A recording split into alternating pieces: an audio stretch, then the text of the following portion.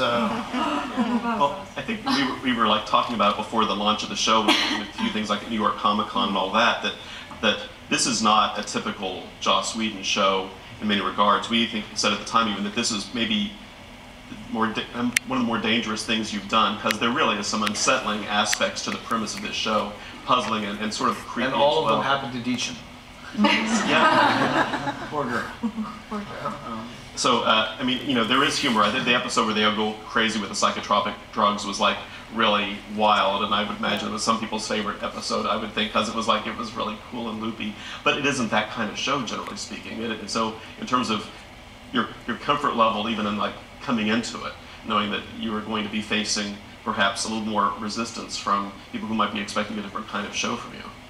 Well, my dream in life is that there will never be a term called a typical Joss Whedon show. Thank you. I mean, that's not to say that I don't do the same thing over and over again. She's a young woman with extraordinary power. That's fresh, Joss. We love it. No, you're topical. We care.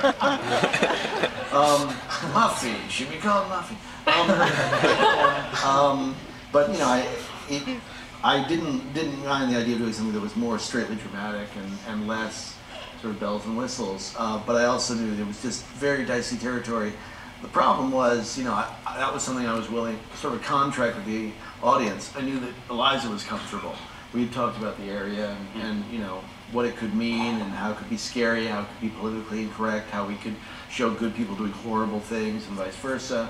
And but you know, then on the higher levels at the network and at News Corp, there was some nervousness, and you never know what aspect you're actually going to get to play, how much you're going to get to say, and if at some point you're going to become so coy about it that you do become offensive, truly offensive, because you're pretending that there is no issue, which is why, for me, the show kind of jumped into high gear with Man on the Street, because I got to have people just say, it's offensive.